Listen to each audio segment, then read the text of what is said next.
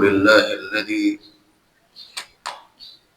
أرسل رسوله هاديا إلى سبيله فجعله داعيا إليه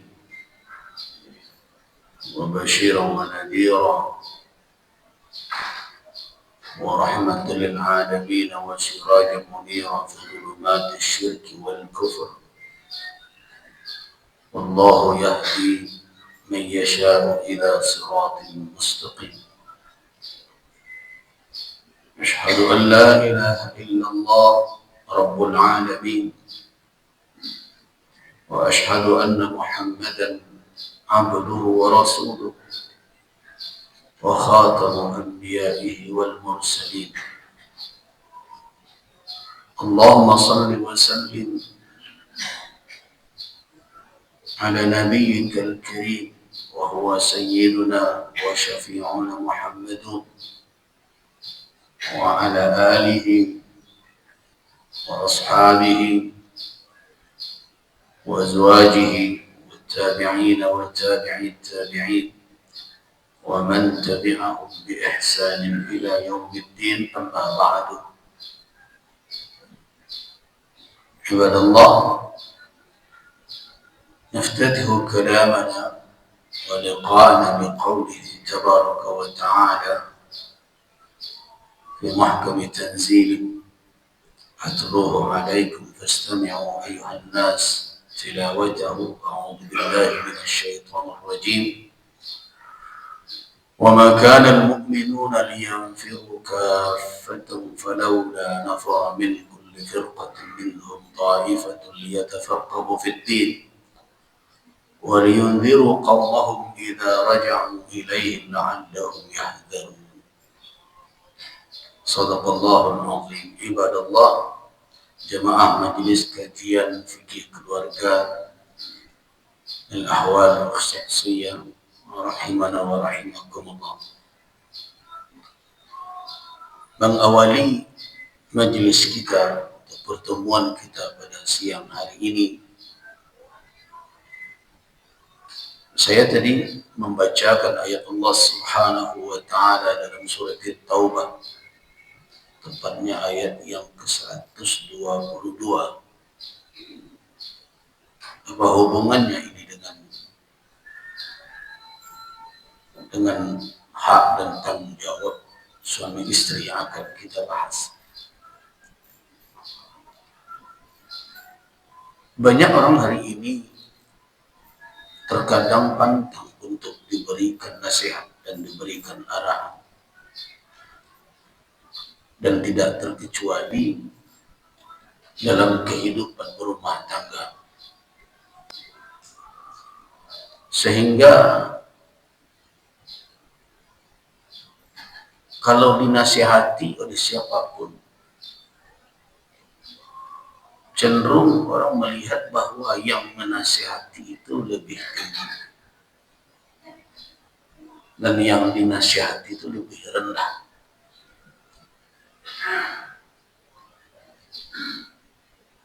Jadi kecenderungan seperti itu. Dan bisa jadi itu memang seperti orang tua dengan anak, ya. Tetapi mereka tidak melihat sisi lain, bahwa nasihat itu adalah anugerah. Sisi itu yang tidak terlihat. Jadi kalau ada orang bernasihat, memberikan arahan, berarti itu adalah kemurahan hati sebenarnya. Orang mau menempuh resiko untuk kemaslahatan kita. Kan bernasihat itu kan menempuh resiko.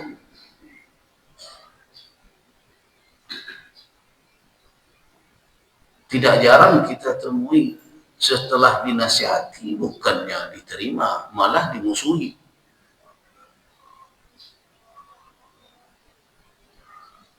Bapak dan ibu kan merasakan juga kadang di dalam rumah tangga, anak dan saudari kecilan, ada sapunya gitu.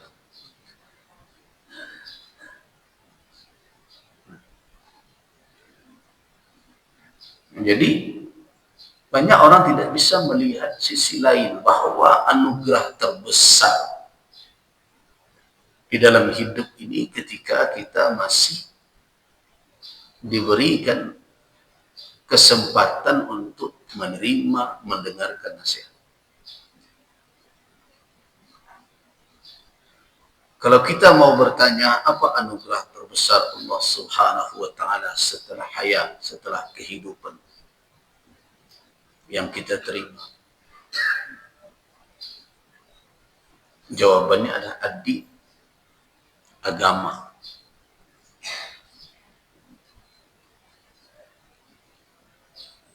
Jadi anugerah terbesar Allah Subhanahu wa taala setelah al-hayat, setelah kehidupan kepada kita.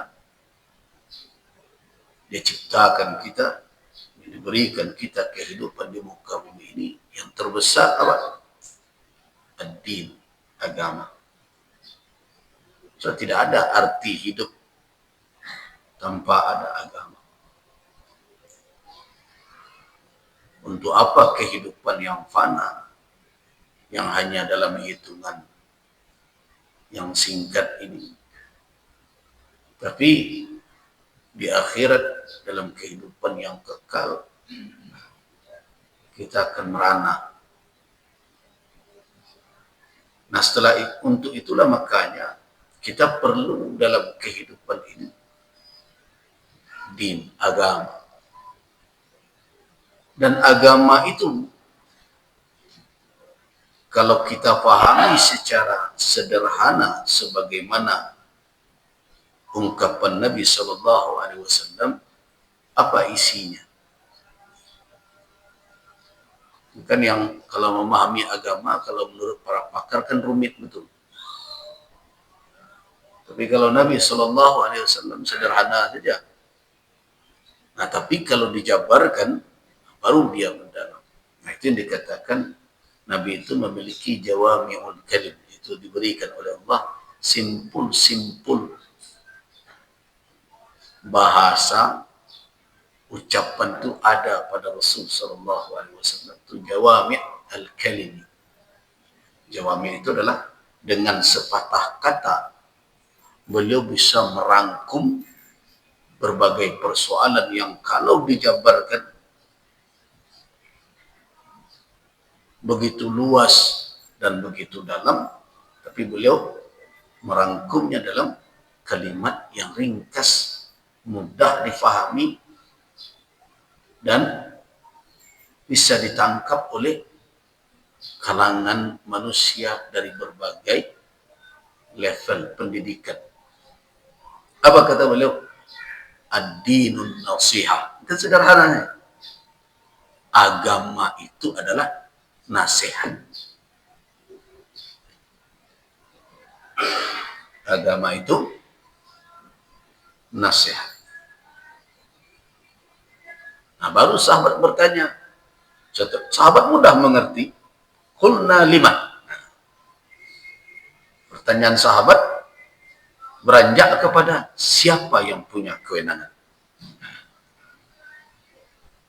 Kami berkata, ya Rasulullah, liman. Siapa yang punya hak nasihat menasihati itu? Jawaban Rasul di situ lillah. Yang pertama sekali adalah hak Allah Subhanahu wa taala. Hak Allah. Kemudian siapa lagi? Wa kitabi. Kitabnya. Nih.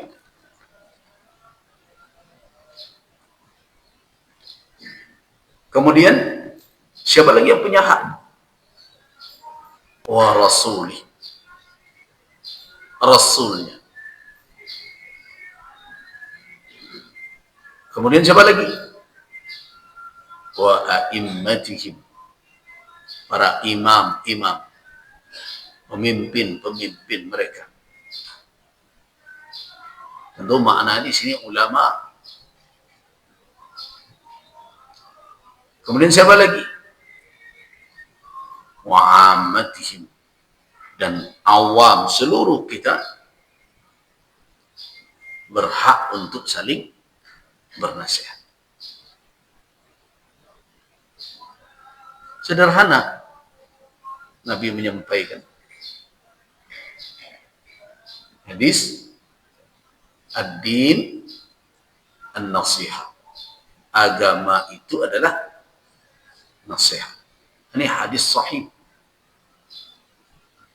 dari Tamim Ad-Dari dalam kitab Sahih Al-Imam Muslim rahimahullah. Ad-din an-nasihah. Agama itu adalah nasihat. Nah, kalau kita sudah tahu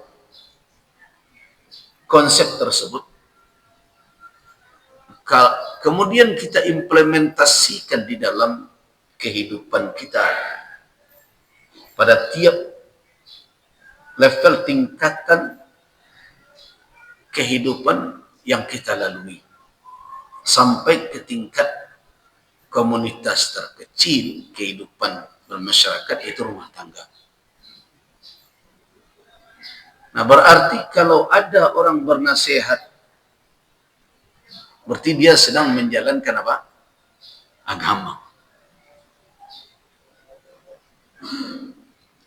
Kalau ada kita yang menerima nasihat, berarti kita sedang diberikan agama sebenarnya. Dengan catatan tentu nasihat itu berasal dari mana tadi? Lillahi wa likitabihi wa rasulihi wa a'immatil muslimin wa ammatihim.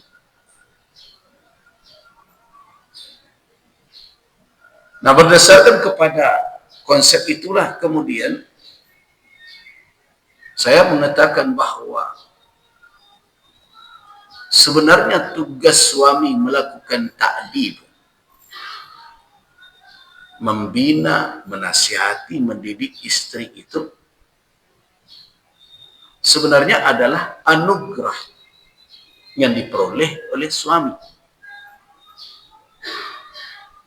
Sebagaimana istri berhajat kepada nafkah lahiriah yang bersifat lahir, belanja dan lain-lain. Sebenarnya hajat istri kepada nasihat sama mestinya. Itu kalau istri menyadari itu.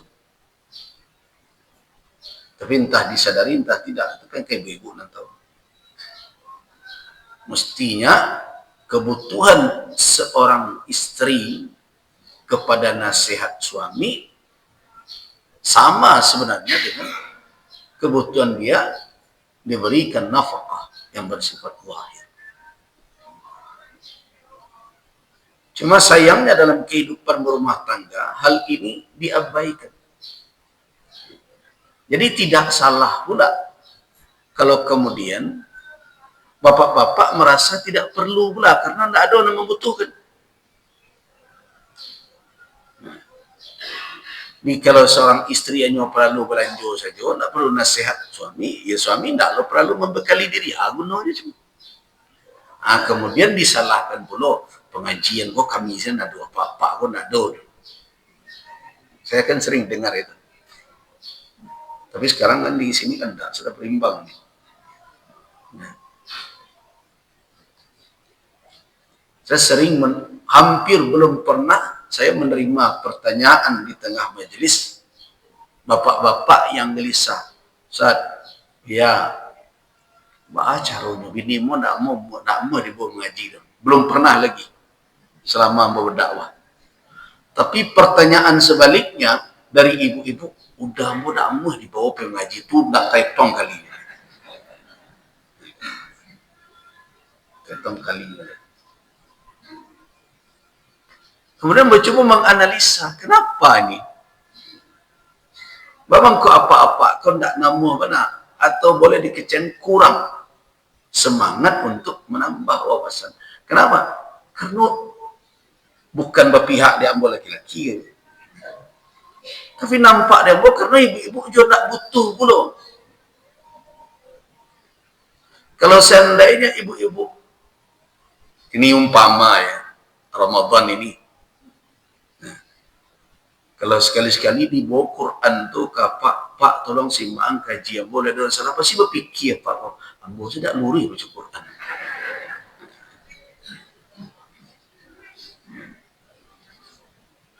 Tolong simak kajian boleh di masalah ambo berkokol.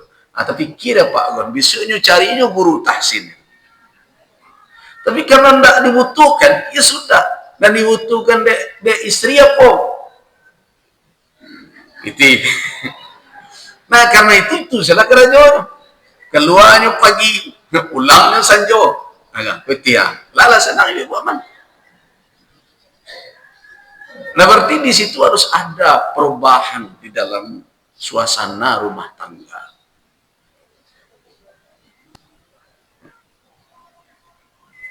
Kadang-kadang kan ibu ngadunya mereka, Pak tuh kalau dikecen tersinggung ya. Ya biasalah. Kadang egonya bangkit. Tapi kan menasihati kan tak perlu harus dinasihati seperti itu.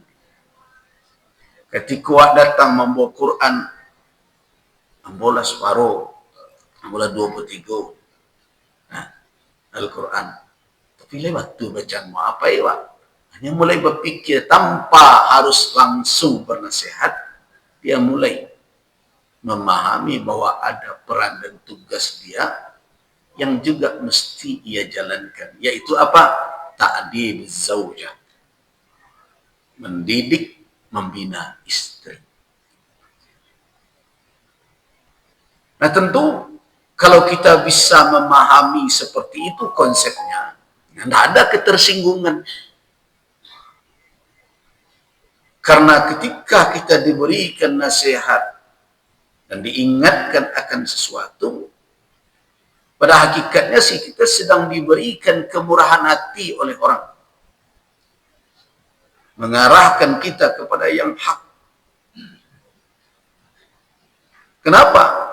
Karena dengan peringatan-peringatan, nasihat-nasihat seperti itu, kita jadi mawas diri. Mawas diri dengan tugas kita, dengan peran kita. Kalau tidak adalah hal yang demikian, tidak selamat kita kelak di akhirat ketika diminta pertanggungjawaban di hadapan Allah Subhanahu wa taala. Kenapa? Karena di antara yang menjadi hak istri, tanggung jawab suami adalah ta'dibuz zaujah. Mendidik istri. Itu tanggung jawab bapak-bapak. Kalau lah tanggung jawab awak, berarti dia ibu-ibu hak.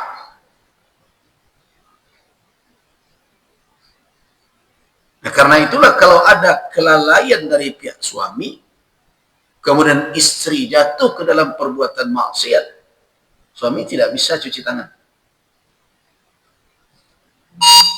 Tidak bisa.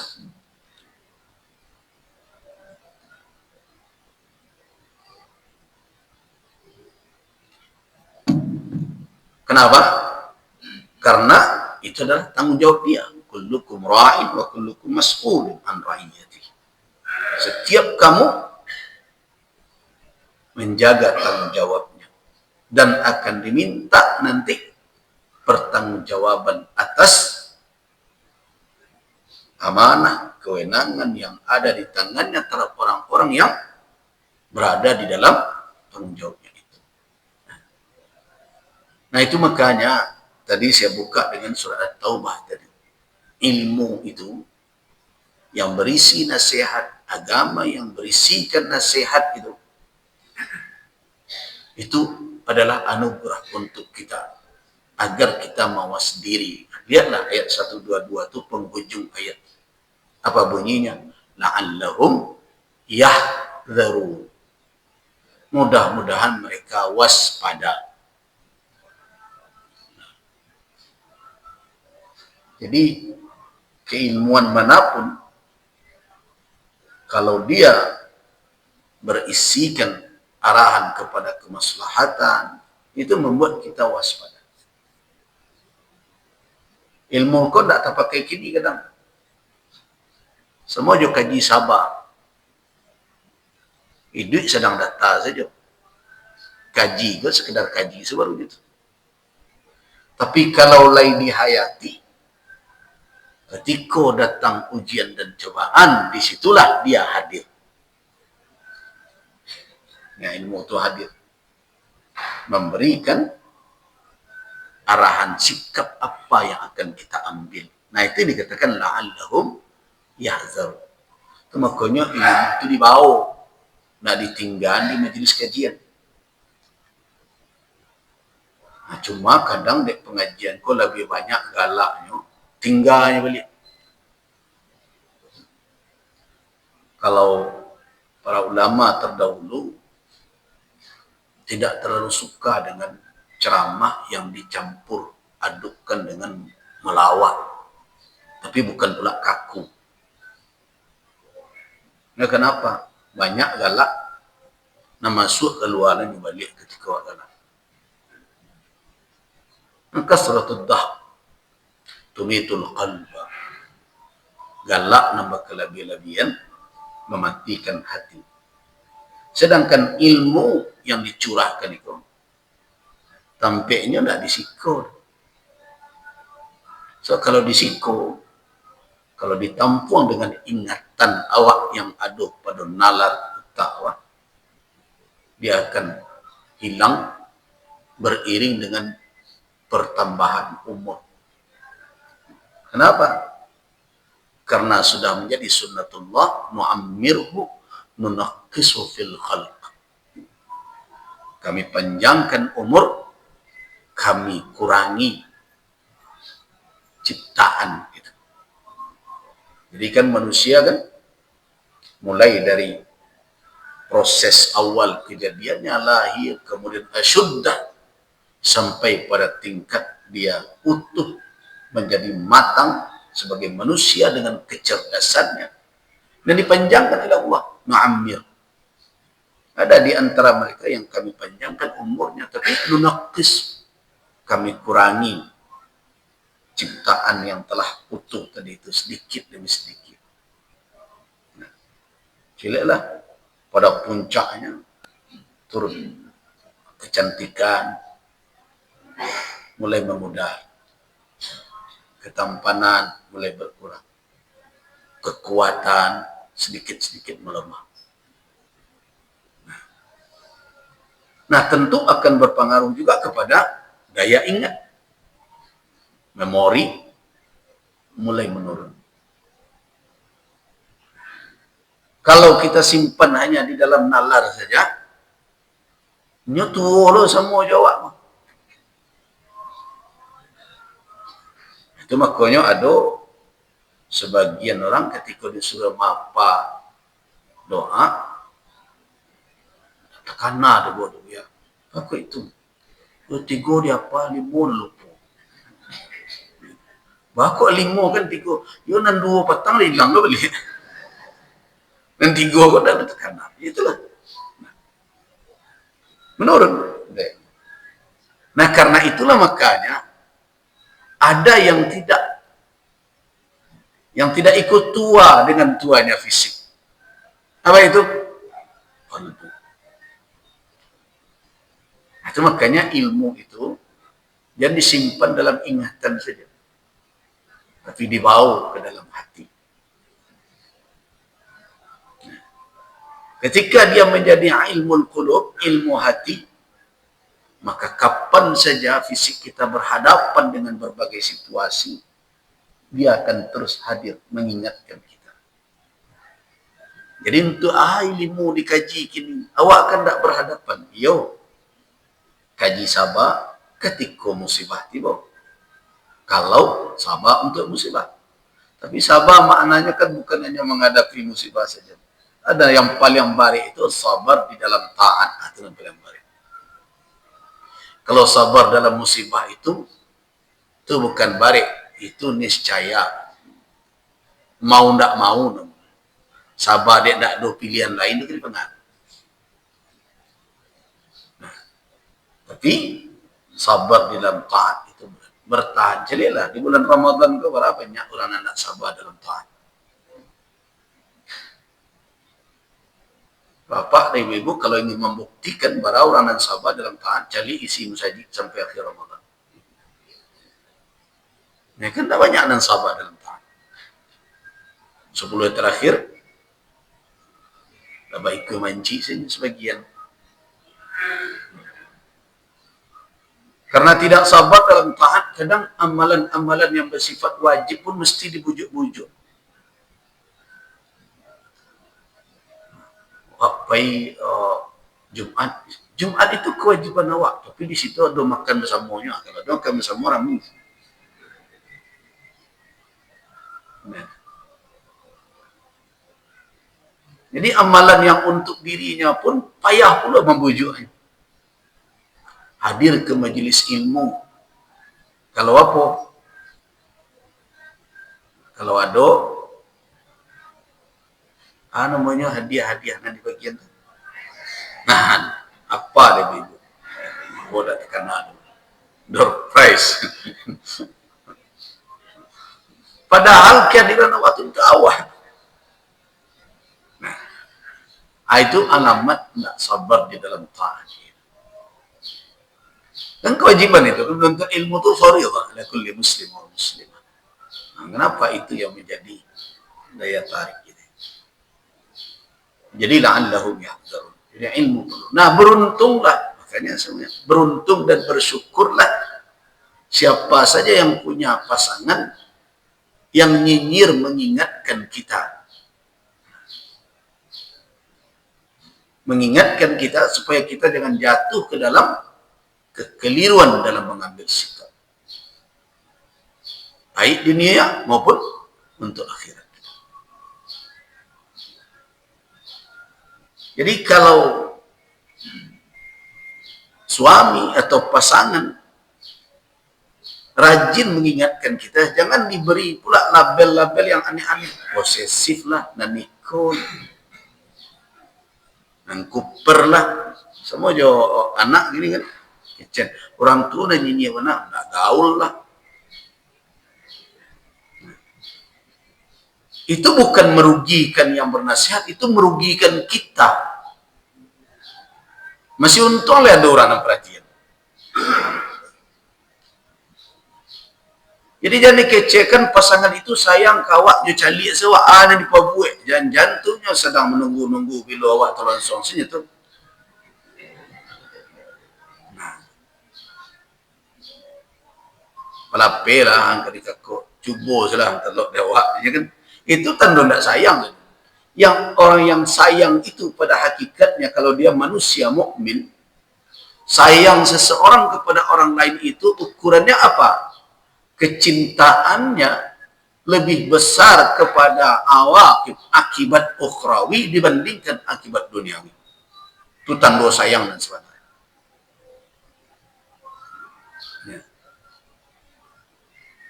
Kalau cerita itu teringat dahulu ketika Bapak dan Ibu kalau pergi ke Solo, kan rumah Bupati Solo itu kan di Arosuka.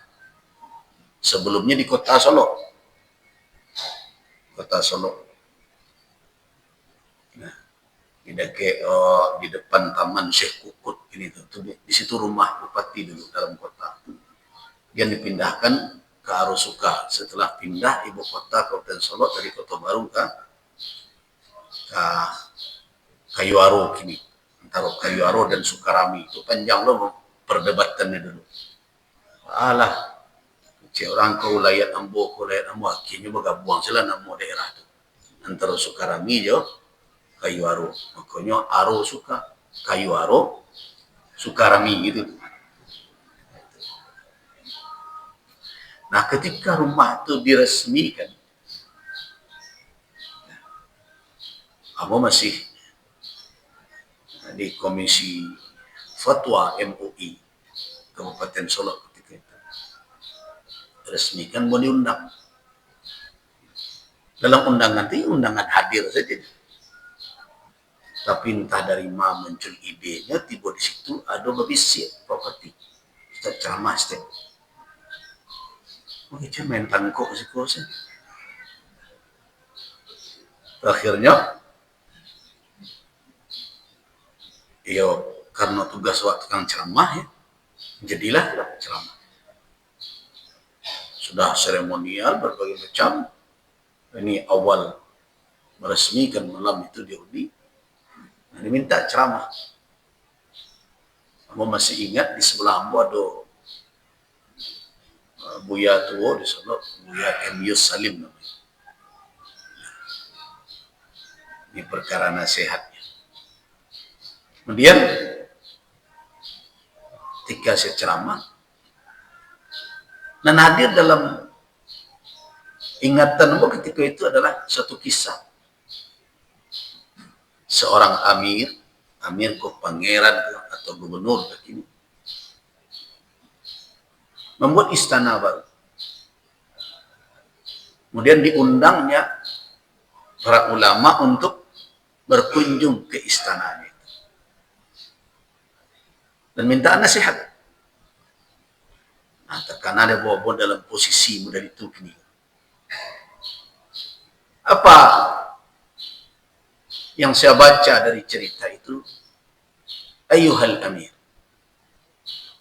wahai amir,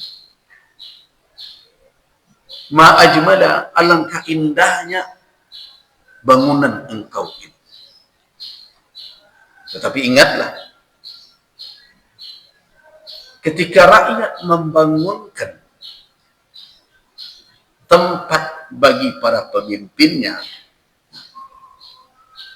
maka bangunan itu mungkin dinamai salah satu dari yang dua, tapi tidak bisa kedua-duanya. Imma kusuran wa imma kuburan. Nah, jadi kalau dibuatkan tampek untuk pemimpin oleh rakyat, jadi namanya mungkin salah satu dari nandu. Nam pertama kusur itu adalah istana. Ya. Imma kubur, dan kemungkinan juga namanya kubur. Kubur kalian ngerti Bapak dan Ibu?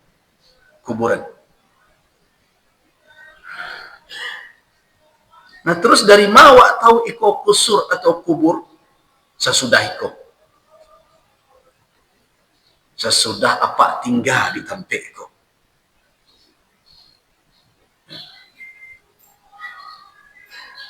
Kalau seandainya yang menghuni tempat ini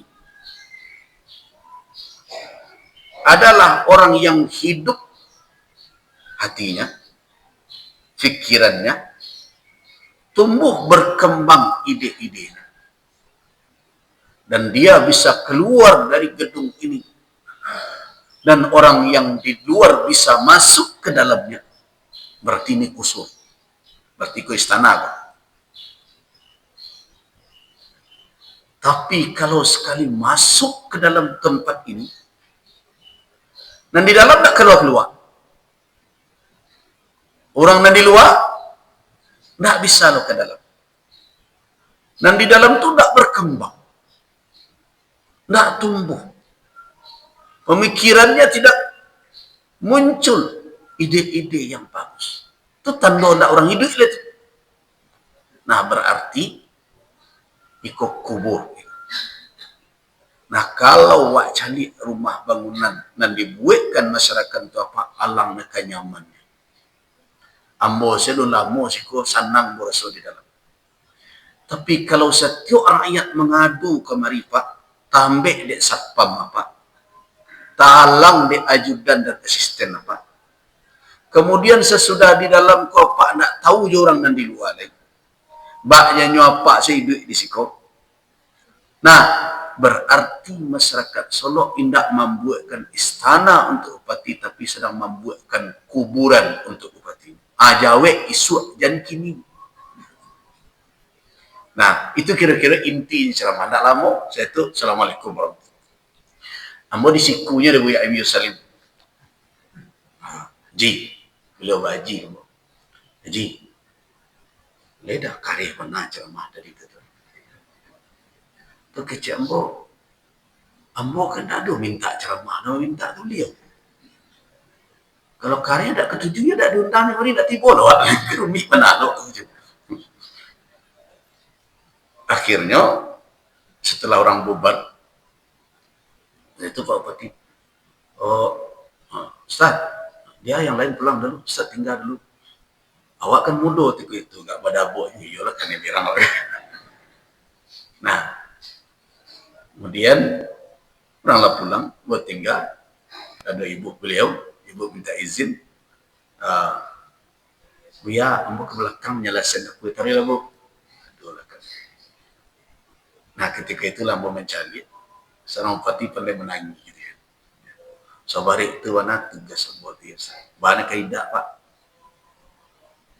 Serancak aku tempat apa uni. Kalau seandainya apa terhalang mendengarkan rakyat itu masing-masing.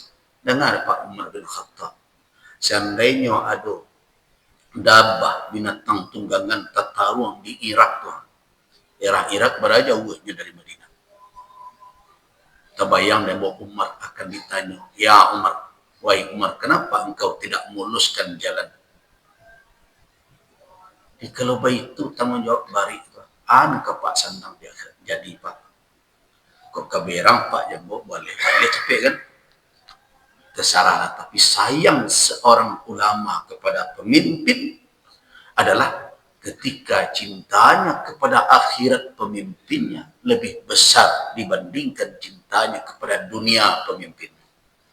Untuk apa mbok sanjung-sanjung dalam kehidupan dunia, tapi apa celaka di akhirat kelak. Kalau ada ulama seperti itu bertindak tulus cintanya kapan itu, berarti sayangnya kepada apa hanya nak lebih karena ingin mendapatkan manfaat, kedudukan dan berbagai macam. Nah, jadi saya mengambil ungkapan ulama itu bahwa kecintaan seseorang kepada orang lain, ulama kepada pemimpin, begitu juga pasangan kepada pasangan. Porsi kecintaan yang lebih besar itu adalah ukhrawi, akhirat yang lebih besar. Jadi tidak ada gunanya menyayangi orang hanya untuk dunianya saja, tapi di akhiratnya masuk neraka. Itu tidak sayang dan sebenarnya itu. Jangan tertipu pula dengan kasih sayang seperti itu. Karena kasih sayang yang hakiki adalah kasih sayang yang menyelamatkan, bukan menjerumuskan. Nah, kasih sayang yang menjerumuskan kok muncul sering ini. Mulai nenek-nenek ke cucu. Banyak tuh sayang menjerumuskan. Dididik di anak awak supaya jangan boros, akan ikubi di nenek. Nah, apang sing pilih itu. Lagi yang lanjut. Sayang nenek yang menjerumuskan. Nah, itu kok payah kadang-kadang. Kak ditegur dek bapak tadi, ibunya min tua wak dek. Nah, kembali repot jadi. Nah, itu sayang menjerumuskan. Jadi sayang yang baik itu adalah sayang yang menyelamatkan dunia dan akhirat. Nah, itulah tugas suami. Dan itulah intisari dari ta'dib, pendidikan, pembinaan. Itu makanya kalau kita lihat hadis Nabi SAW, nah, Nabi kan bangga bukan iftikhar, kesombongan, la fakhar. Tapi ketika beliau katakan, ini hadis dari Ibnu Mas'ud, apa kata Nabi SAW? Addabani Rabbi fa ahsana ta'dibi. Addabani Rabbi fa ahsana ta'dibi. Ini ada riwayat dari Ibnu Mas'ud, dari Ali bin Abi Thalib. Kalau kita lihat kritikan para ulama tentang riwayat ini, ada kelemahan pada sanadnya, tetapi maknanya sahih, maknanya benar. Addabani, aku dididik oleh Rabbku. Allah mendidik. Fa ahsana ta'dibi, dan aku dididik dengan sebaik-baik pembinaan dan pendidikan. Nah, kalau seorang nabi, seorang rasul begitu menggambarkan kebutuhannya terhadap ta'dib, terhadap pembinaan, nah, mengapa kita manusia merasa direndahkan pula ketika dibina dan dididik. Nah, karena itulah makanya harus difahami di dalam kehidupan suami istri itu. Saling mengingatkan, mendidik, membina, mengarahkan kepada yang baik, itu adalah anugerah Allah Subhanahu wa ta'ala. Dan itu bukan pangkat, bukanlah diskriminasi antara pihak tertentu berada di atas pihak yang lain, bukan. Itu diberikan untuk apa? Kemaslahatan. Nabi itu sayang Allah. Kenapa? Karena Allah Subhanahu wa ta'ala tidak ingin kita itu sengsara dalam kehidupan yang kekal. Karena itu dalam kehidupan berumah tangga, Allah berikan amanah berat kepada suami. Tak perlu pula iri-irian yang lain. Karena tugas karajo pun tak perlu diirian. Makanya Amba sering diingatkan orang akhir-akhir ini, karena saya mengundurkan diri jadi ketua MUI Sumatera Barat karena sudah memikul jabatan pula supaya jangan rangkap. Yo, mengadil ampeh ya kan masih ada. Karajo tu tak perlu diperabian. Kalau nak iyo, ambil. Ada orang yang menganggap karajo itu prestisi.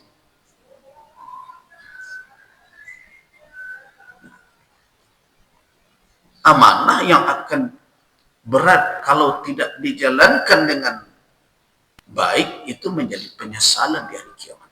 Makanya sudah.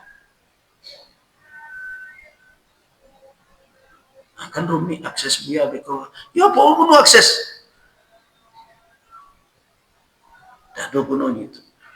So kita hanya bertugas menjalankan peran yang diamanahkan kau. Kalau tidak diamanahkan, selesai. Jadi aneh juga kini ada penyakit, kecek beberapa dokter, apa namanya, post power syndrome ya, aneh. Agak ganji istilah terdengar. Jadi orang post power setelah tidak punya jabatan lagi, kan ini sindrom. Sindrom rasa jadi pejabat juga, sehingga nunjuk-nunjuk juga suruh kita. Supaya tahu baik kabarnya orang-orang suruh ikut, dia gih jabatan semua, ketua sesatu. Banyak nama dan itu. Kamu kecian. Kalau memang serupa itu, berarti kita belum memahami konsep tanggung jawab di dalam syariat. Harusnya orang memahami konsep tanggung jawab di dalam syariat. Ketika jabatan itulah selesai tuntasnya kerajaan, bukannya karena penyakit post power syndrome, itu kelapangan hidup itu. Nikmati lah itu. Bukan lapang dek kamari melangkah boleh, tak lapang karena beban dan tersandang di pundak. Lapih. Saatnya awak untuk apa? Menambah perbendaharaan amal kita untuk berbuat kemaslahatan bagi orang banyak. Terbuka kesempatan untuk mengimbangi kelalaian-kelalaian di masa lalu. Jadi awak bersyukur. Wah, engkau kena penyakit itu macam banyak tu penyakit itu Pak Dokter. Banyak gini goyah. Sekarang salah dia. Tuh boleh salah tu Ustaz kurang pandai ngaji berarti itu. Tidak bisa memberikan. Nah, kalau dia sadar beratnya tanggung jawab itu tidak perlu menjadi suatu hal yang menyedihkan ketika jabatan tidak lagi di tangan. Bahkan itulah yang ditunggu-tunggu. Yang ditunggu-tunggu itu bila selesainya Pak. Memang berbeda kalau pemimpin wakini saperiodenya pikirnya lek nyambung periode ciraya tu tidak usah diturut nak kaji itu rumit itu namanya itu. Seorang mukmin tidak akan pernah doyan dengan jabatan, berat beban itu yang dikecen ringan. Kemudian kalau kita lihat hadis lain, hadis dalam Sahih Al-Imam Al-Bukhari dan juga diriwayatkan Imam Muslim dari Abi Musa al-Ash'ari radhiyallahu anhu. Idza addaba ar-rajulu amatah fa ahsana ta'dibaha wa 'allamaha fa ahsana ta'limaha thumma a'taqaha fatazawwajaha kana lahu ajran wa idza amana bi Isa thumma amana bi falahu ajran wal 'abdu idza ittaqa rabbah wa ata'a mawaliyah falahu ajran. Lihat Nabi bagaimana memberikan petunjuk. Apabila seorang laki-laki, ini dicontohkan Nabi dengan budak, membina budaknya, fa ahsana ta'dibah, dan lakukan pembinaan sebaik-baiknya, wa 'allamaha, dan mengajarkan dia ilmu, fa ahsana ta'limaha, kemudian dia memberikan ilmu sebaik-baik pengajaran, thumma a'taqaha, kemudian dia merdekakan budak yang perempuan tadi, fatazawwajaha, setelah dimerdekakan, kemudian dia nikahi, setelah dia merdeka, kana lahu ajran, dia dapat 2 pahala. Coba bayangkan, dapat bini, dia dapat pahala 2.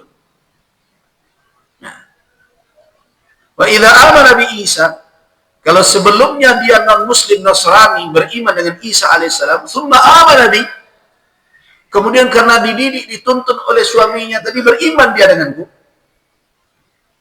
mu'allaf dia, kemudian falahu ajran, suami tadi dapat 2 pahala lagi. Wa idza ittaqa rabbah, dan di dalam keislamannya bertakwa dia kepada Tuhan. Wa ata'a mawaliyah, dan taat dia kepada suaminya sebagai di samping suami juga mawalinya, falahu ajra, dia mendapat 2 pahala lagi. Artinya melakukan pembinaan dan pendidikan yang membuat orang berubah kepada arah kebaikan, itu yang membina dan mendidik terus mendapatkan apa? Pahala berganda. Pahala berganda aja. Dalam hadis, dalam lafaz lain, ayyuma rajulin kanat lahu jariyah, siapapun laki-laki yang memiliki jariyah, wanita yang di dalam tanggung jawab dia, fa'addabaha, dididiknya, fa'ahsana ta'dibah, kemudian dia lakukan pendidikan sebaik-baiknya, wa'ataqaha, kemudian dia merdekakan, tazawwajah, kemudian dia nikahi, kemudian dia mendapatkan 2 pahala. Wa ayyuma 'abdin adda haqqallah, dan hamba manapun yang menunaikan hak Allah, wa haqqa mawali, dan hak tuannya, falahu ajran, dia mendapatkan 2 pahala. Artinya membina dan mendidik siapapun, apalagi istri, ya memang di situ ada hak dan kewajiban yang melekat setelah terjadinya akad nikah yang sah. Jadi tidak mengherankan kalau apa? Kalau dikatakan bahwa surga dan nerakanya istri ada pada ketaatan terhadap suami. Dia tidak keliru. Tetapi ingat, laki-laki apabila tidak menjalankan tugas itu, apa yang menghadang dia? Jadi surga dan nerakanya suami pada apa? Pada tanggung jawabnya terhadap keluarga. Sekarang mari kita coba dalami lebih dalam. Apa bentuk hak istri dan kewajiban suami tersebut di samping ta'dib? Yang sudah kita jelaskan secara umum adalah nafkah.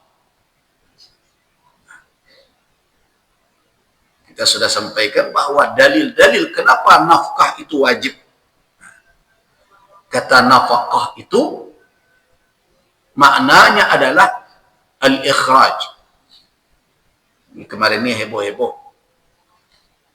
perkara sedekah, zakat, wakaf, nafkah.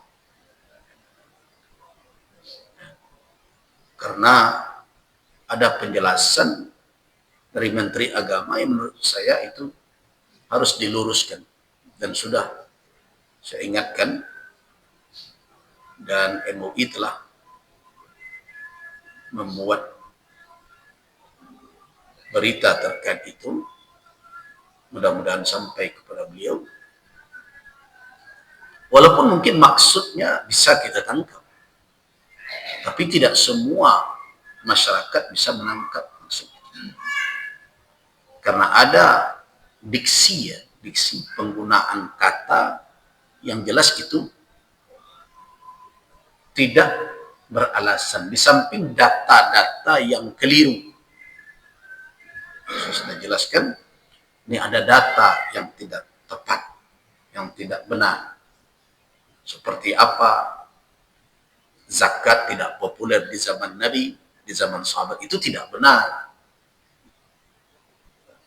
Kemudian Abu Bakar memerangi yang enggan membayar zakat itu karena tidak mau menyerahkan kepada pemerintah.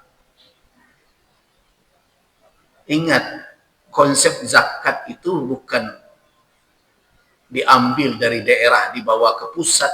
Ini yang perlu diingat ya. Itu konsep sentralisasi itu. Itu mungkin yang dalam pemahaman sebagian orang itu tidak tepat. Makanya saya berulang kali mengkritisi pengelolaan zakat itu. Termasuk sekarang yang menggeser-geser nisab zakat kepada emas sekian karat ya. Karena emas 24 karat sudah sekian, sudah begitu mahal, sehingga cemaslah lembaga-lembaga zakat akan mengurangi kolektivitas pengumpulan zakat mereka. Saya katakan itu berpikir yang kelama di awak semua. Itu ijtihad yang tidak berimbang. Jadi walau bagaimanapun, ya kalau kita coba dalami ya, sekarang uang itu kan banyak, tidak lagi seperti dahulu. Kalau dahulu secara konvensional orang memahami uang itu dicetak, ada yaktimat namanya, ada jaminan emas.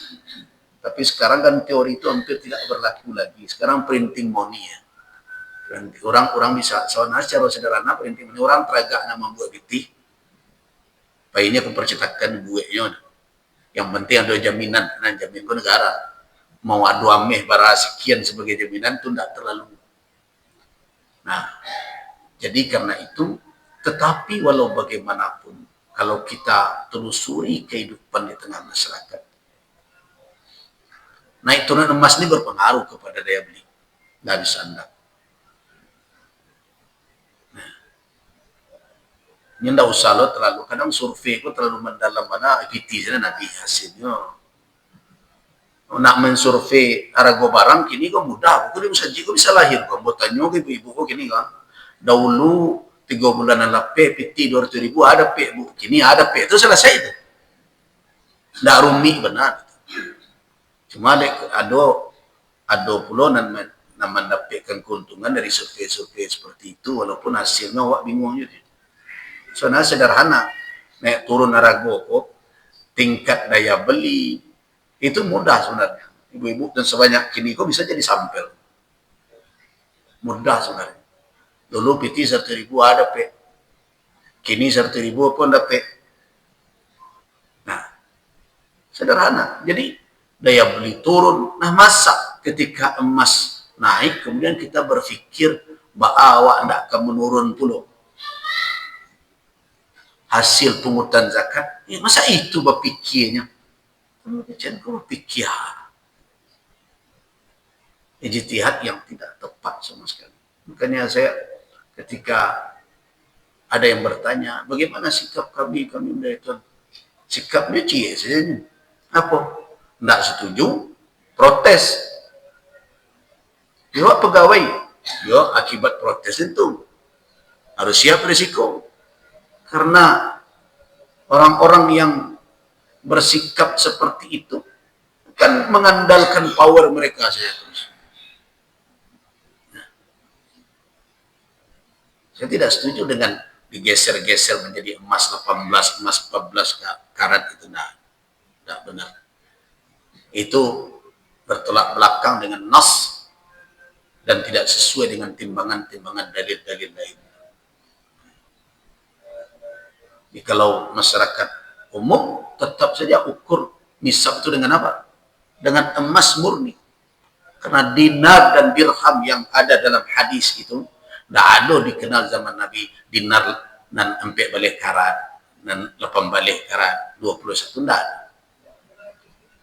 Zahab khalis, emas murni, perak murni tapi nilainya sama dengan emas. Nah karena itulah makanya dirujuk kepada emas. Jadi kalau amena ya saya itulah nisab. Ya kalau tidak karena zakat ya kewajib. Toh nama mewajibkan bukan awak. Mewajibkan Allah. Allah Subhanahu wa taala yang memberikan batasan dan aturan. Nah, sekarang muncul kata nafkah dalam pembahasan kita. Apa beda nafkah, sedekah, zakat? Nafkah itu atau nafkah itu makna asalnya di dalam bahasa adalah ikhraj, mengeluarkan sesuatu.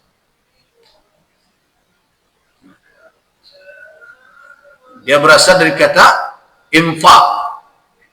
Jadi nafkah, infak itu seakar kata. Itu ikhraj, mengeluarkan sesuatu yang bersifat mal, harta, finansial untuk kepentingan apapun. Orang Arab kadang memakaikannya untuk yang baik dan ada juga untuk yang buruk. Karena itu kata nafkah bisa diiringi dengan nafkah thayyibah wa nafkah khabithah. Ingat kan ada hadis orang yang pergi haji, idza kharaja min baitihi, apabila dia keluar dari rumahnya binafaqatin thayyibatin, dengan nafkah yang thayyib, maka dia akan mendapatkan apa ketika dia berseru di miqat, labbaik Allahumma labbaik. Apa jawaban di langit? Labbaik ya abdi wa sa'daik.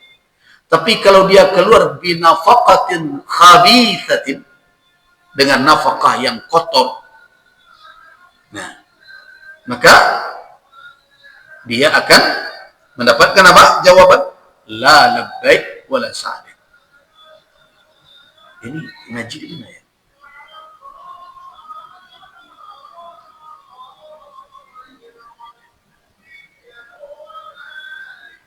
Di bawah. Hah?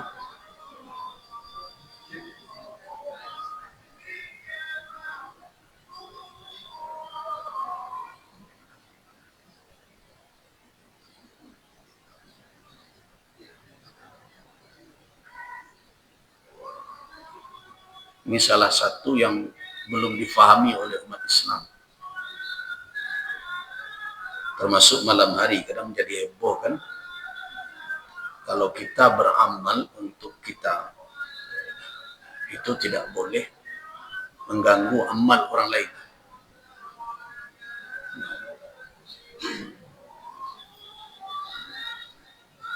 Makanya Nabi SAW pernah mengingatkan sahabat yang mengeraskan bacaan ketika orang lain juga sedang beribadah. Apa kata Nabi? La yu'dhi ba'dukum ba'dan bil qira'ah.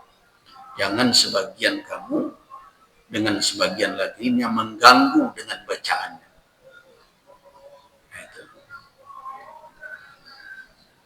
Itu makanya ketika saya pernah menyampaikan berulang kali, misalnya antar masjid yang berdampingan, kemudian ketika khutbah, coba bayangkan keluar kan, itu paramik. Jadi ketika sholat 20. Sehingga imam jamaah di masjid sebelah rukuk dengan takbir imam di sebelah lain.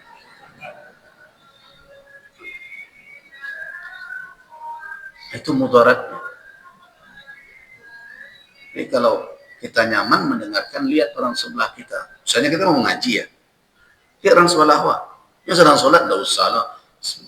Alhamdulillah ya. Itu mana? Kau dakwahnya. Kecuali kalau ada orang hadir sengaja istimewa. Nah, sudah keraskan sebatas.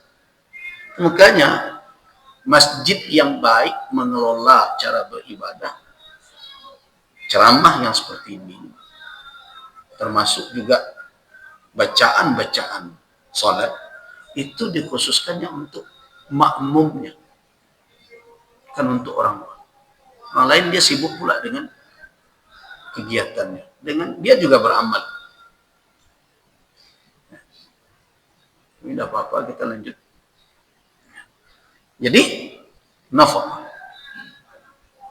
kata nafkah tadi maknanya ikhraj. Dan biasanya kalau kita mempergunakan sekarang, ketika mempergunakan,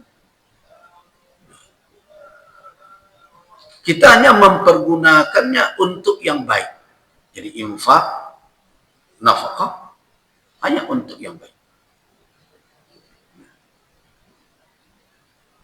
Tidak dipakaikan melainkan untuk yang baik. Kalau disebut infak, ya sudah. Yang hadir dalam pikiran kita ini adalah mengeluarkan harta finansial untuk kebaikan. Tetapi infak lebih umum.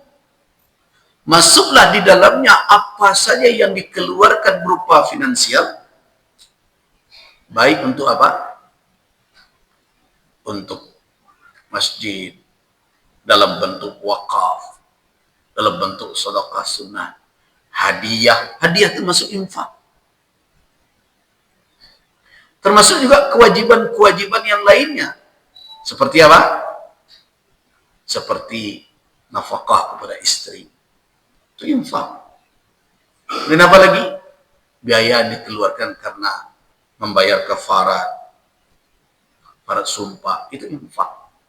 Dalam makna umum adalah ikhrajul mal, mengeluarkan harta untuk segala yang dibutuhkan, membutuhkan untuk kita membiayai.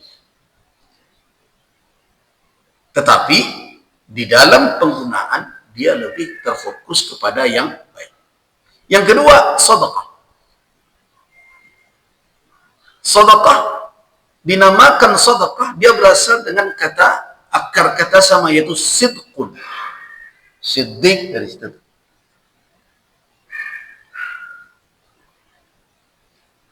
Kata sedekah juga lebih umum dibandingkan zakat.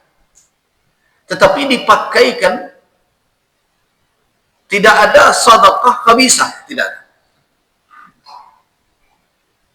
Kalau tadi nafkah bisa dilabel dengan khabisah, nafkah nandak banyak, nandak rancak, pembiayaan dan buruk, bisa.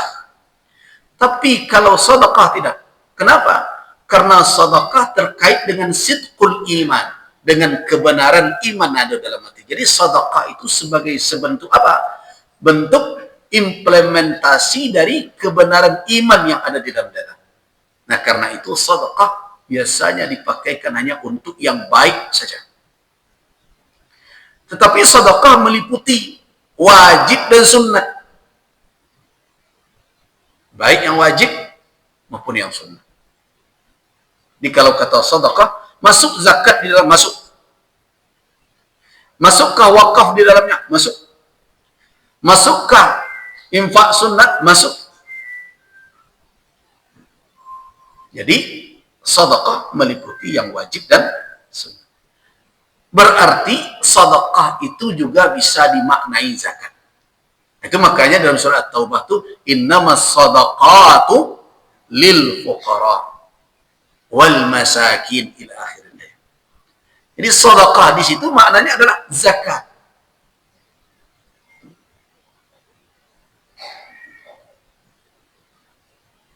Nah, kemudian datang zakat. Apa zakat? Zakat adalah kewajiban maliyah, kewajiban finansial. Satu-satunya kewajiban finansial yang diwajibkan oleh syariat dengan ketentuan tertentu secara khusus, baik terkait nisab maupun haul. Dan tidak ada kewajiban yang dibebankan atas finansial, melainkan hanya satu-satunya zakat. Tapi ada kewajiban lain, bukan dibebankan langsung karena hartanya, tapi karena ada sabab. Contoh, nafkah itu wajib juga. Tapi nafkah itu wajibnya ada penyebabnya. Apa tu? Akad nikah. Karena itu jadi minta nafkah ke orang dari indak suami awak. Nah. Tapi kalau zakat, walaupun yang punya harta itu belum mukallaf sekalipun, alum balik berakal lagi, wajib tak zakat ratunya? Wajib. Jangan ngaluan walinya. Itu makanya tidak ada kewajiban zakat, kewajiban terkait dengan harta, melainkan hanya zakat saja. Kan lain wajib loh. Yang lain itu wajib bukan karena malnya, bukan karena kepemilikan harta sebanyak itu. Makanya kalau bicara tentang zakat, selama yang memiliki itu muslim, ya, apalagi ada ndak balik berakal begitu? Nggak ada. Sampai nisab tiba haul. Milik seorang muslim. Selesai.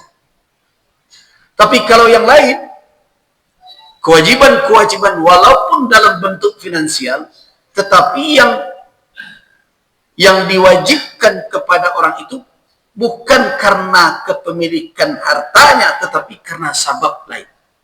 Contoh nazar. Nazar itu tidak karena hartanya, tapi karena seseorang bernazar. Nafkah suami istri bukan dek karena hartanya. Tidak ada ukurannya tuh. Baru seseorang wajib menafkahi istrinya bara kekayaannya. Tidak ada sampai di situ.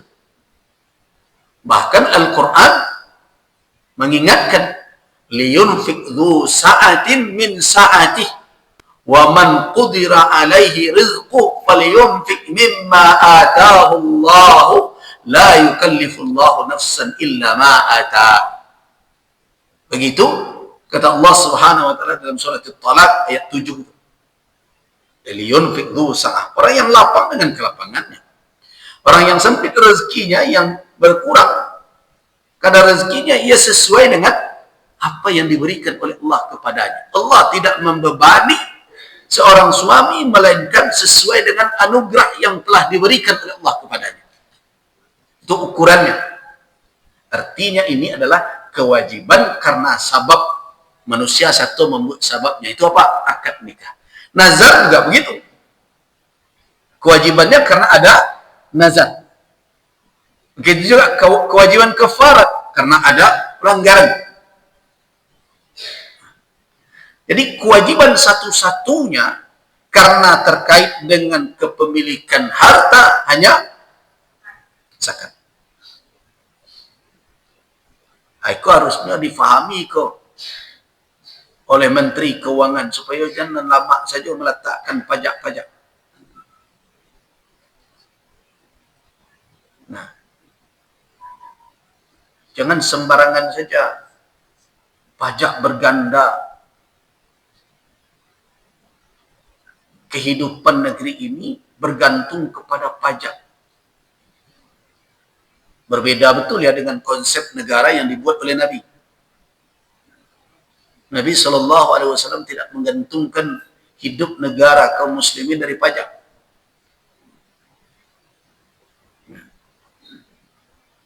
Bahkan pajak preman yang ada sebelum, jadi dulu di masa Nabi itu ada premanisme pula di pasar. Kini tidak hilang-hilang. Sebelum hari raya, tiba meminta tunjangan. Tapi kalau tidak diagih, orang ditunjangnya. saya mengidam-idamkan, ya, kapanlah negeri ini aman dari gaya-gaya seperti itu.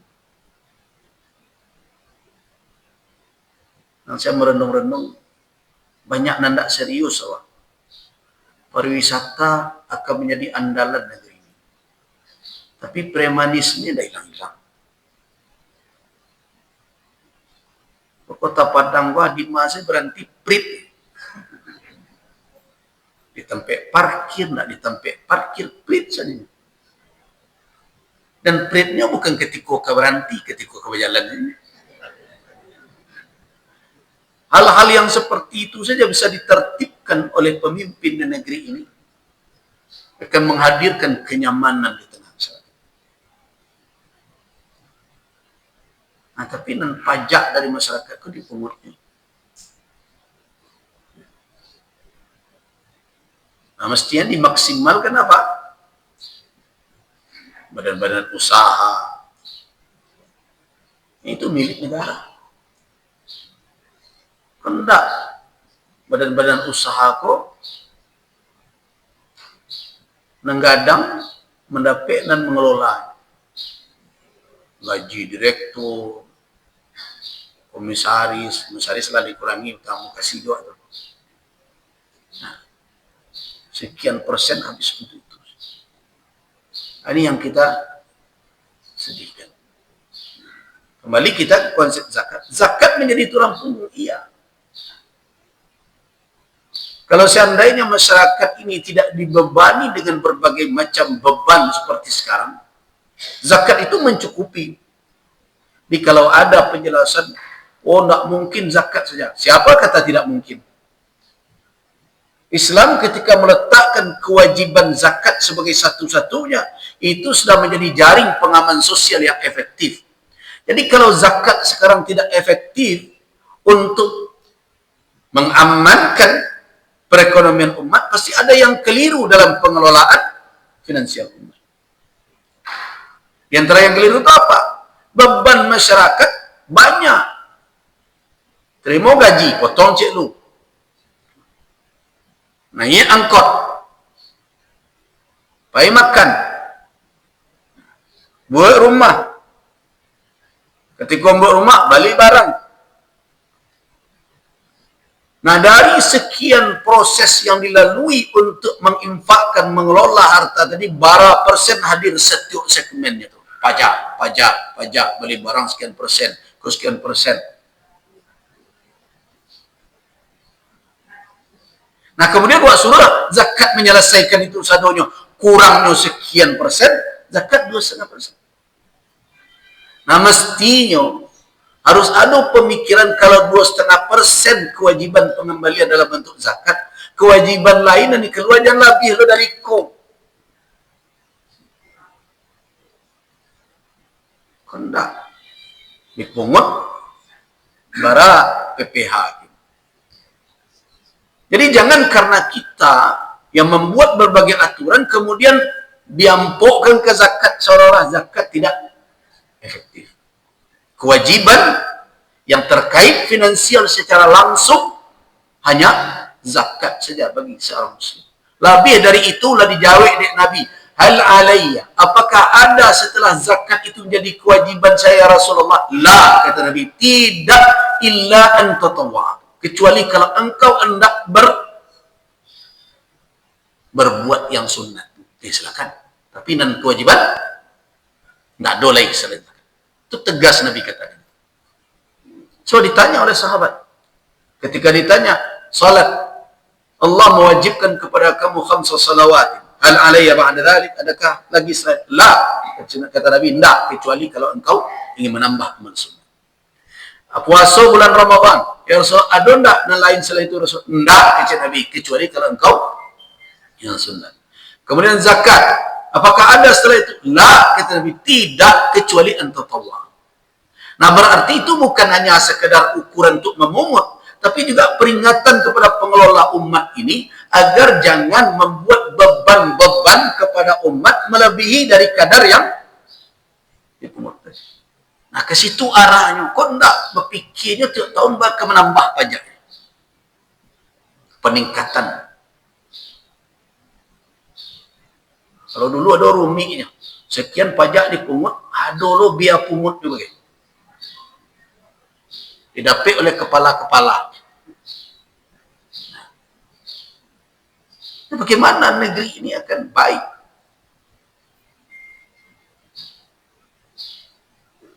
Jadi zakat itu efektif. Tanda efektifnya apa kata Nabi? Tasaddaqu, bersedekahlah kamu sekalian.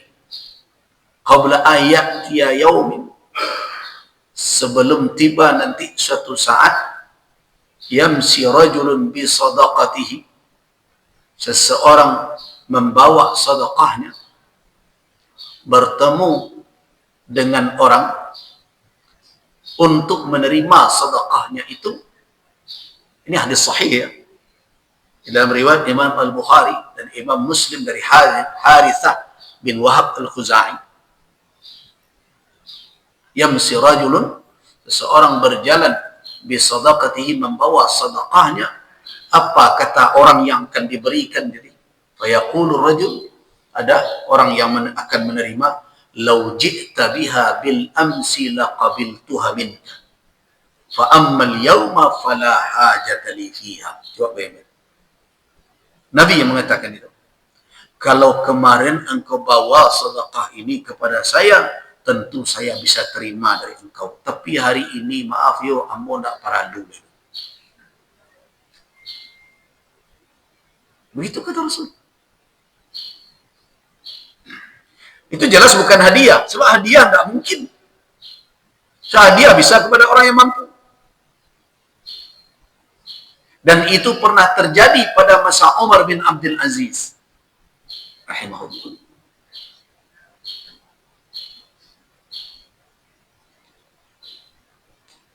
Nah, jadi kembali kita kepada konsep awal, zakat lebih khusus daripada sedekah karena zakat hanya adalah bentuk kewajiban.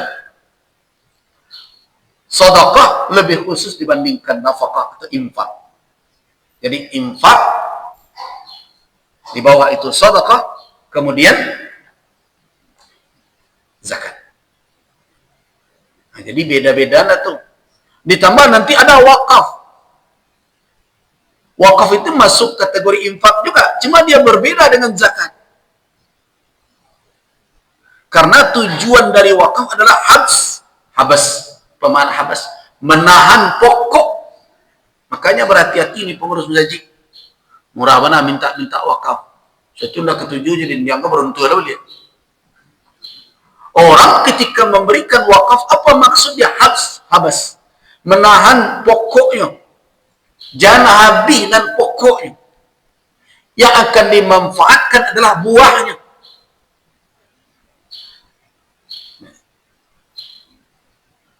Jadi karena itu jangan sembarangan. Kalau tidak akan mampu menerima wakaf, kecil tidak sanggup memeliharanya. So, yang akan diberikan adalah manfaat dari pokok tadi. Misalnya wakaf tanah jangan jual-jual. Kecuali nanti ada hal tertentu yang membuat dia menjadi tidak efektif sama sekali. Nah itu, tapi itu tidak sembarangan. Jangan nanti. Mungkin kini adalah musim keramik. Soalnya musim marmar lah. Nah keramik lah ketinggalan. Main laga jadi penuh kok. Mana dahulu yang menerima wakaf? Masjid sudah dibangun seindah ini. Kebetulan nanti ada kebutuhan lebih besar. Itu nonton kok. Orang yang mengerti mengelola wakaf, dia tidak akan begitu saja menghancurkan, menghabiskan harta wakaf. Karena ketika dia dihabisi seperti itu, maka manfaatnya tidak lagi jariah, tidak lagi mengalir manfaatnya.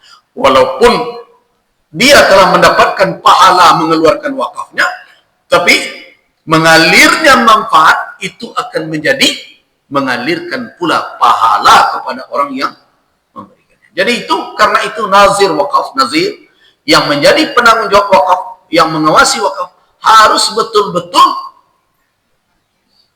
mengerti Jadi ana lalu di muka awak, walaupun ampun tidak setuju suananya kalau di Jumat di lalu-laluan itu menggaduh itu. Seharusnya musaji itu lebih mendahulukan ibadah daripada kumpul piti. Kau dek ceramah nama deko agak cameh pengurus haji mau undang mau.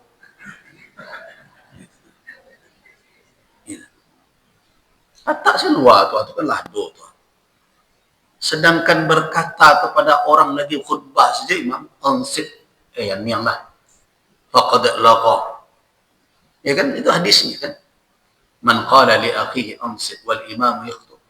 Siapa yang berkata kepada saudara diamlah imam sedang khutbah maka faqad laqa. Dia telah melakukan perbuatan lagwan, kerajonan dado, artinya sio-sio berarti bukan Jumatnya tidak sah, tetapi cacat, rusak nilai dari ibadah. Apa lagi? Coba bayangkan, lalu di mungkonya, kepiti di satu nang kadibayan 2000 padahal kalau mau metong 98.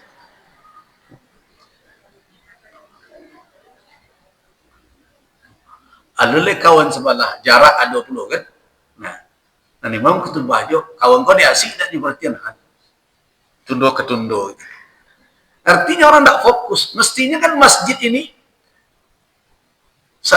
peran utama masjid tak boleh digeser apa? Tempat beribadah dengan khusyuk dan tenang.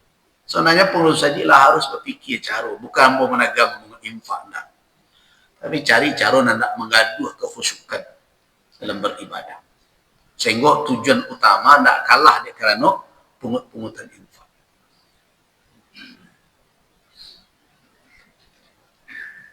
Ya, tapi kaji ko kurang nyaman dari pengurus masjid. Bobo ya kurang infak bulan nawat jadi. Nah, jadi wakaf. Jadi kemana-mana itu kita lihat ada kadang 4 kota. Nah kita harus ngerti. Pengurus haji harus ngerti. Abang pernah kami mencari sekali ada masjid. Nah jadi di situ ada infak, ada sedekah, ada wakaf dan anak yatim. Itu sudah Jumatnya tunggang satu. Kumpulan mesti amplop untuk ustaz. Ini bagaimana nih orang ngerti tak dia yang dia tulis itu? Nah, ustaz nan tahu berterima itu. Padahal itulah keliru di dalam penggunaan. Mestinya kalau seperti itu, tidak bisa ada Pak. Kenapa? Itu ada wakaf. Ambo yang kecindu bagus. Habisnya tuh. Jadi filantropi ya. Ya tabarru'at. Di dalam Islam itu punya dasar, punya arah dan tujuan. Punya mekanisme, teknis pengelolaan. Nah, itu yang harus difahami oleh orang yang mengelola. Nah, kita kembali kepada jadi nafkah untuk istri itu meliputi berbagai bentuk hajat. Apakah itu hajat yang bersifat daruriyat? Ada hajat yang bersifat hajat. Ada hajat, ada kebutuhan yang bersifat tahsiniyah. Jadi hajat kebutuhan seseorang terhadap sesuatu itu kan bisa dibagi 3. Ada yang bersifat daruri, mau tak mau harus ada. Yang kedua bersifat haji, namanya hajiat, kebutuhan yang di bawah yang daruri, pokok, tetapi tidak mengakibatkan kalau tidak didapatkan orang menjadi mati. Tidak. Yang ketiga adalah tahsiniyat, luxury. Nah, kalau di dalam ilmu apa? Kan kebutuhan pokok. Nah, itu primer, sekunder, tersier gitu. Kalau di dalam Islam juga sudah ada itu. Ada yang darurah sifatnya, mau tidak mau harus diadakan. Yang kedua ada yang bersifat hajat, namanya hajiat. Kebutuhan pokok tetapi tidak dalam kategori darurat. Yang ketiga ada bersifat tahsin, hanya untuk lebih memperbaiki saja, dan malah ada yang membaginya keempat takmiliyah, penyempurnaan. Nah, nafkah itu keempatnya disandang oleh suami. Tetapi pengelolaannya adalah bertingkat seperti tadi. Nah, itu nan perlu ibu-ibu dan bapak-bapak fahami di dalam nafkah. Apa yang bersifat daruriyat itu? Nah, itulah yang 3 tadi itu, yang ada di dalam Al-Quranul Karim. Yang pertama adalah ta'am, makanan. Pakaian penutup aurat. Kemudian adalah tempat tinggal yang akan menaungi dia dari segala bahaya yang akan menimpa. Nah, 3 itu yang bersifat daruri. Dalam kadar kebutuhan, bukan dalam kadar kemewahan. Itu darurat. Nah, kalau suami kita telah menunaikan hak itu, ibu-ibu, berarti dia telah jalankan tugasnya. Tapi apakah boleh kami minta lebih dari itu? Boleh. Tidak ada masalah. Tetapi tidak dalam kategori kewajiban. Karena dia bukan darurat sifatnya. Bukan darurat. Jadi membeli badak ibu-ibu, iyo apa? Iyo. Oh, bajunya adolo baju keluar bagai adolo baju di rumah, iyo. Nah, tetapi yang seperti itu tunduk kepada apa? Kepada ma'ruf dan kelapangan. Jadi tidak boleh main pasung. Tapi kalau tibo di nantigo tadi, kalau suami tidak menunaikan, kalau berlaku hukum syariat, berhak tak penguasa di negeri itu menghukum laki-laki yang melalaikan? Berhak. Boleh dipenjara itu.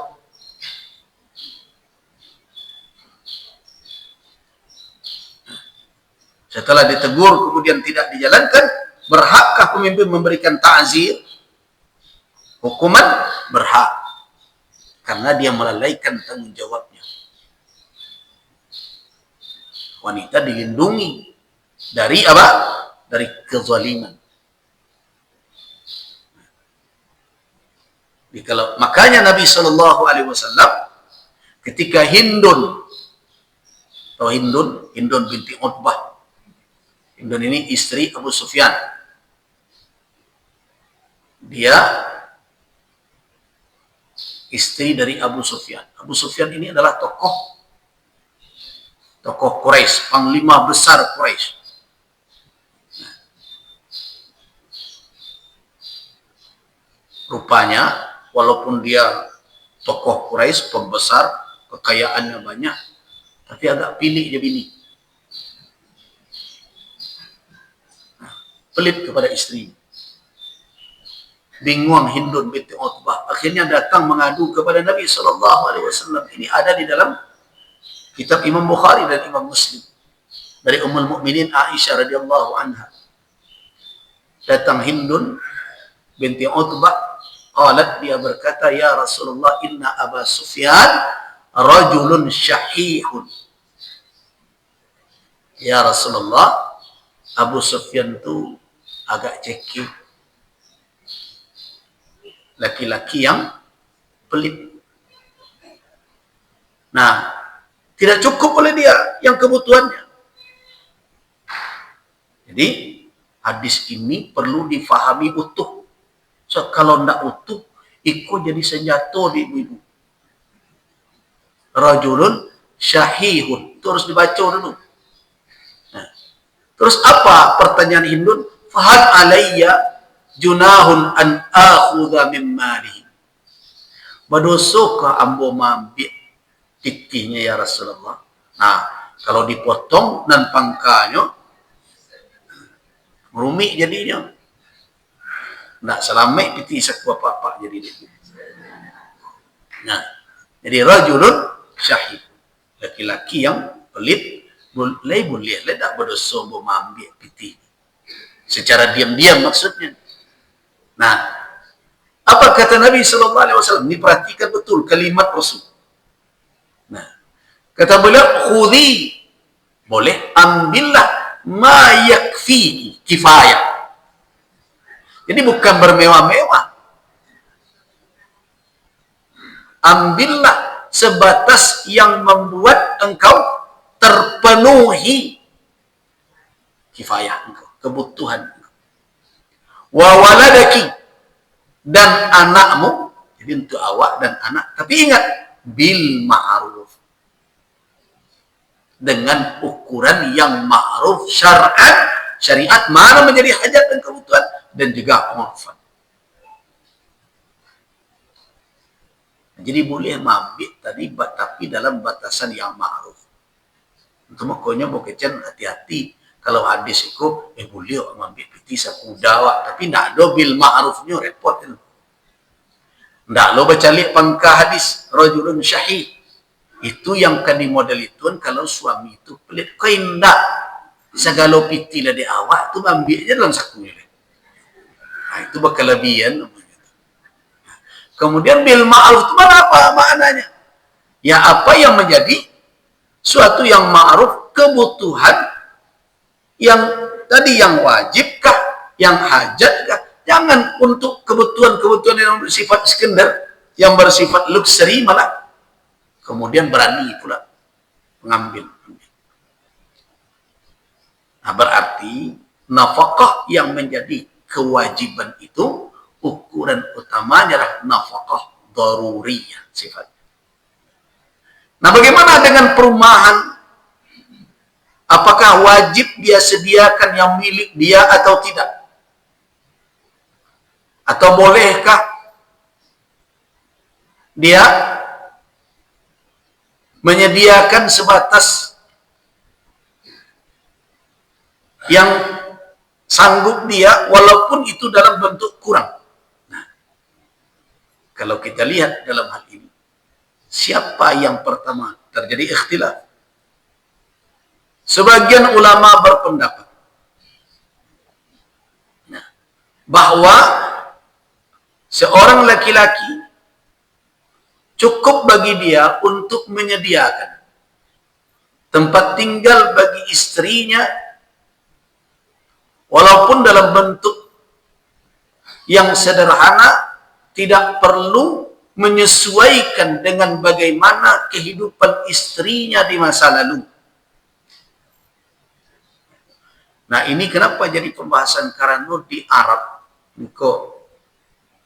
di Arab itu istri itu banyak menyesuaikan, meminta penyediaan rumah menyesuaikan dengan fasilitas yang dia peroleh selama dengan bapaknya.